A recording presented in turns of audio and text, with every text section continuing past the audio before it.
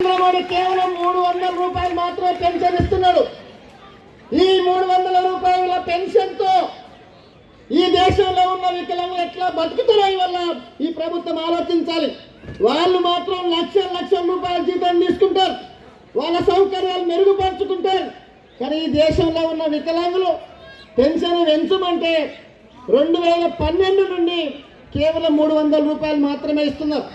ఈ 300 రూపాయలతోటి వికలాంగుల జీవితాలు మారే అవకాశం లేదు. ఈ 300 రూపాయలతోటి వికలాంగుల కుటుంబాలు పోషించుకునే అవకాశం లేదు. కాబట్టి ఈ 300 రూపాయల పెన్షన్ వల్ల 5,000 రూపాయలకు వల్ల పెంచమని చెప్పేసి మనం డిమాండ్ చేస్తూ ఉన్నాం. ఇప్పటికే ఈ దేశంలో అనేక రాష్ట్రాలలో తెలంగాణలో 4,016 రూపాయలు వస్తుంది, ఆంధ్రప్రదేశ్లో 6,000 రూపాయలు పెన్షన్ ఇస్తున్నారు. ఒక్కొక్క రాష్ట్రంలో ఒక రకమైన పెన్షన్ ఇస్తున్నారు. కాబట్టి ఒకే రకమైన పెన్షన్ వల్ల దేశవ్యాప్తంగా సెంట్రల్ గవర్నమెంట్ వాటా వల్ల 5,000 రూపాయలు పెన్షన్ చెప్పేసి మనం అడుగుతూ ఉన్నాం. ఇవాళ పాలకులు చెప్తున్నారు, కేంద్ర ప్రభుత్వం చెప్తుంది పెన్షన్ అనేది ఒక స్కీమ్ మాత్రమే, పెన్షన్ పొందడం వికలాంగుల ఒక స్కీమ్ మాత్రమే. మనం అడుగుతున్నాం నరేంద్ర మోడీ వల్ల పెన్షన్ స్కీమ్ మాత్రమే కాదు, పెన్షన్ పొందడం మా హక్కు వల్ల మార్చి పార్లమెంట్ లో చట్టం చేయమని చెప్పేసి నరేంద్ర మోడీని అడుగుతా ఉన్నాం. కానీ వాళ్ళు వాటి గురించి ఆలోచించట్లే. నరేంద్ర మోడీకి వల్ల ఈ దేశంలో ఉన్న వికలాంగుల గురించి అవసరం లేదు. ఇవాళ అనేక మందికి అనేక రకాల చట్టాలు చేస్తున్నారు. కానీ ఈ వికలాంగుల గురించి, వికలాంగుల సంక్షేమం కోసం, వికలాంగుల పెన్షన్ మీద వల్ల నరేంద్ర మోడీ ప్రభుత్వం ఆలోచించవలసినటువంటి అవసరం ఉంది.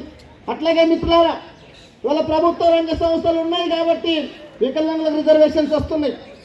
కానీ నరేంద్ర మోడీ ఏం చేస్తున్నాడు? రైల్వేని అమ్మేస్తున్నాడు, ఎల్ఐసిని అమ్మేస్తున్నాడు, బిఎస్ఎన్ఎల్ అమ్మేస్తున్నాడు. ప్రభుత్వ రంగ సంస్థల్ని మొత్తం ఇవాళ అమ్మేయడం కోసం నరేంద్ర మోడీ ప్రభుత్వం ప్రయత్నం చేస్తుంది.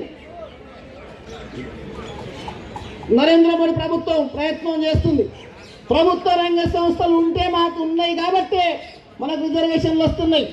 రిజర్వేషన్లు లేకపోతే ఇవాళ వికలాంగుల జీవితాలు మొత్తం ఆగబెట్టేటువంటి పరిస్థితి వస్తూ ఉంది.